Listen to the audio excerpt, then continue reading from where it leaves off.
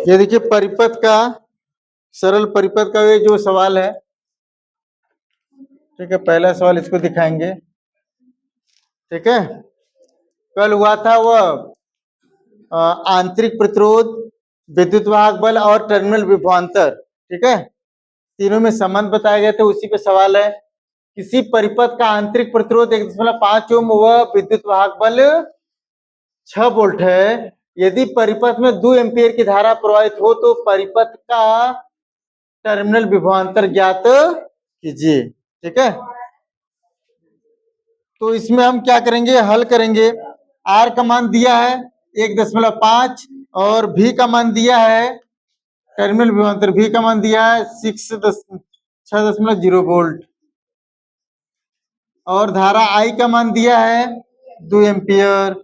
ठीक, तो हमको ई का मान दिया है, तो भी का मान पूछ रहा है, टर्मिनल विभवांतर। कल सूत्र हुआ था ई बराबर भी माइनस आई आर। ठीक है, भी बराबर होता है ना, भी बराबर क्या होता है, ई माइनस आई आर। ई का मान जो हो जाएगा 6.0, आई का मान 2, आर का मान 1.5। 15 दुना कितना होंगे 30, 3.0 घटाएंगे तो कितना आएगा 3, इतना वोल्ट। बस ये आंसर होंगे। ठीक, चलो अब उसी कड़ी में जो सवाल के बाद हम पढ़ेंगे किरचॉफ का नियम। ठीक है, किरचॉफ एक साइंटिस्ट है, इन्होंने 2 नियम दिए थे। इन्होंने क्या नियम दिए थे, 2 नियम। ठीक है, दोनों नियम का नाम है, पहला नियम है कि धारा का नियम, दूसरा नियम क्या है, वोल्टता का नियम। कभी कभी ये बोर्ड परीक्षा में जब ये पूछता है तो धारा और वोल्टता का नियम पूछता है। किरचॉफ का नियम न कहकर क्या कहेगा, धारा और वोल्टता का नियम लिखिए, यानी धारा का नियम अलग होता है, वोल्टता का नियम अलग होता है। तो हम दिखाएंगे इसमें, कहेंगे इनके निम्नलिखित 2 नियम है, इनके निम्नलिखित निम्नलिखित 2 नियम है। ठीक है, पहला जो हो जाएगा धारा या संधि का नियम, धारा या संधि का नियम, पहले दोनों लिखिए। फिर दूसरा है वोल्टता, वोल्टता या लूप का नियम। ठीक है, तो पहला हेडिंग आप डालेंगे धारा का नियम, धारा या संधि का नियम।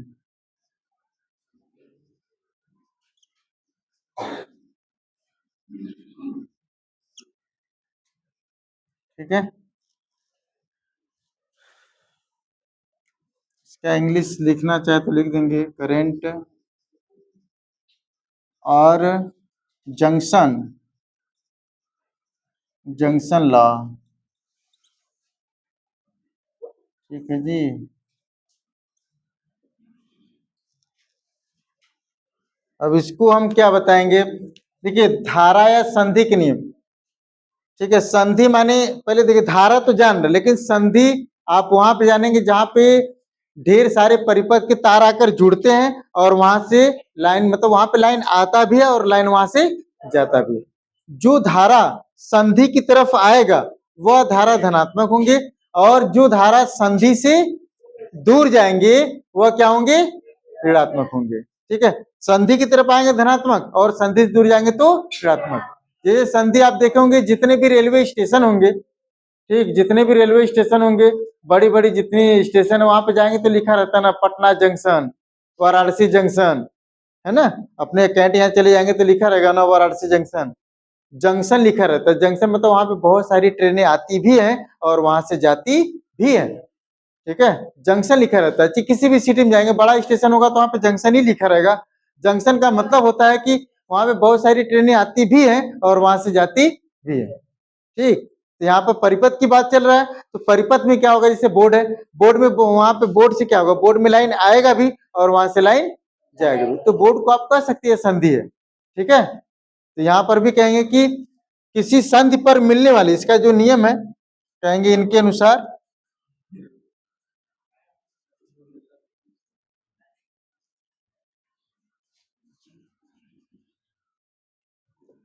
इनके अनुसार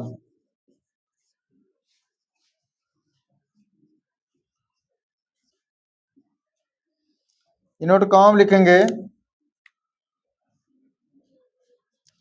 किसी संधि पर मिलने वाली,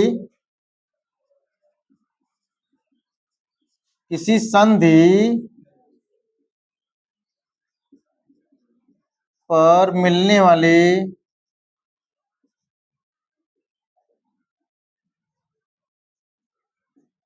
पर मिलने वाली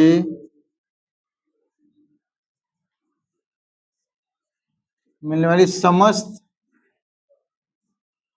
समस्त धाराओं का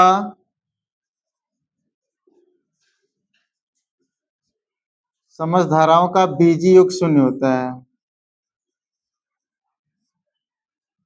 किसी संधि पर मिलने वाली समस्त धाराओं का बीजी योग शून्य होती है। ठीक है, इतना नियम होता है। इसको थोड़ा सा अंडरलाइनिंग कर देंगे तो अच्छा रहेगा देखने में। वही तो है ना, किसी संधि पर मिलने वाली समस्त धाराओं का बीज योग शून्य होता है। अर्थात हम लिख सकेंगे, अर्थात समेशन आई इक्वल टू क्या हो जाएंगे, चाहे स्मॉल आई लिखिए चाहे कैपिटल आई। ठीक है, समेशन माने क्या होता है, योग होता है। समेशन माने क्या होता है, योग होता है। ठीक है,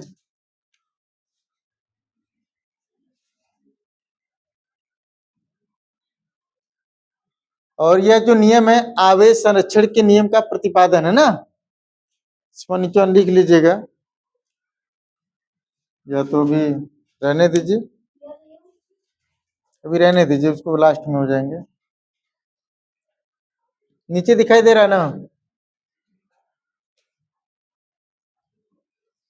चित्र बनाएंगे ऐसे,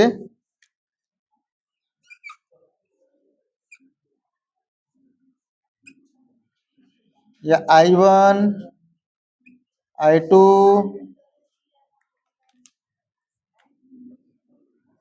I3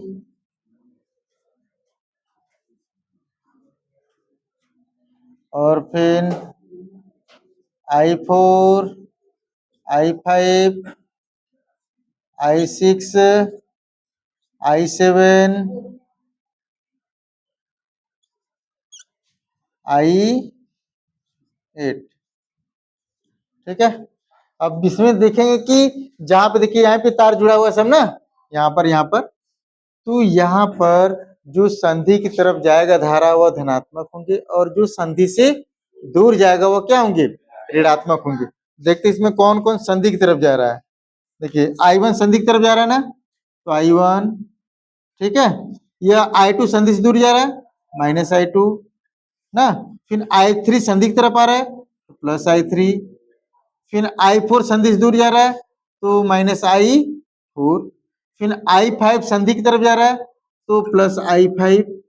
ठीक, फिर I6 जो है, I6 और 7 दोनों संधि से दूर जा रहे हैं तो -I6 -I7, और I8 किधर जा रहा है, संधि की तरफ, तो I8 हो जाएंगी ना, बराबर क्या हो जाएगा, शून्य। ठीक है, I8 बराबर क्या हो जाएंगे, शून्य। अब इसमें देखिए जितने माइनस सबको उस बल पक्षांतर कर दीजिए तो क्या हो जाएंगे, I1 plus I3 plus I5 plus I8, बकिया कट माइनस है, I2 माइनस है तो उधर जाएंगे तो प्लस में हो जाएंगी, I2 I4 भी माइनस में थे, I4 फिर प्लस I6 प्लस I7 इतना होंगे। ठीक, तो सवाल आएंगे संधि से इसी टाइप बने रहेंगे। देखिए तो देखिएगा नोट करके ना, इसी के आगे लिखिएगा धारा में ही नोट करके। हाँ, नोट में दिखाएंगे कि यह आवेश संरक्षण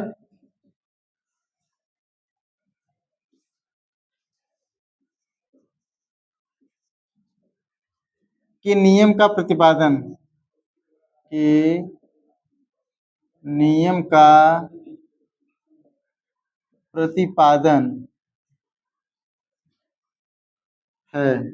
या प्रतिपादन करता है।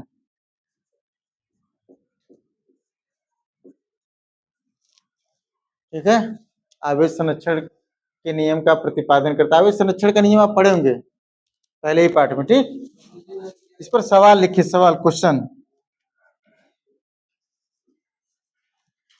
देखेंगे। धारा निम्न चित्र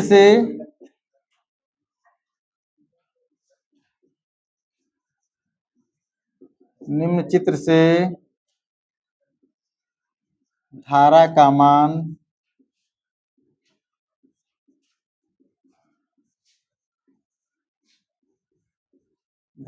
ज्ञात कीजिए।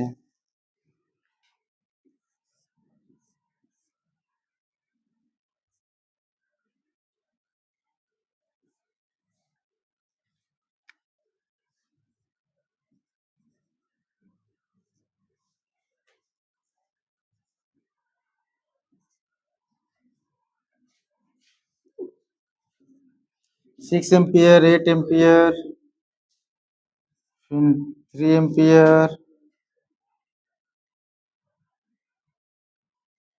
फिर हो जाएंगे 2 एम्पियर। इसमें आई कर दीजिए, इसको इसी आई का मान ज्ञात करना। ठीक, तो बस संधि के नियम से सूत्र लगाएंगे, संधि के नियम से। तो जो संधि की तरफ धारा जाएगा वह क्या होंगे, प्लस होंगे, और जो संधि से दूर जाएगा ऋणात्मक। ये चीजें ध्यान में रखेंगे। तो आई का देखिए, यह आई जो है संधि की तरफ जा रहा है ना, तो क्या कर देंगे, आई प्लस में होंगे। फिर ये देखिए 3 संधि से दूर जा रहा है, -3, और यह 8 भी संधि की तरफ आ रहा है, +8, और 6 संधि से दूर जा रहा है, -6, फिर 5 संधि की तरफ आ रहा है, +5, बराबर 0 कर देंगे।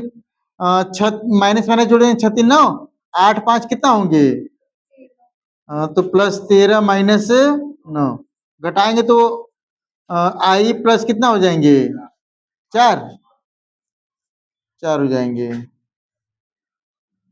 इसको न बल्कि संधि से दूर कर दीजिए, आई का मान संधि से दूर करेंगे ना, तो -i कर दीजिएगा। ठीक, तो यह कितना आएंगे, +4, तो आई बराबर कितना हो जाएंगे, 4 एम्पियर। ठीक है, ये आंसर होगा।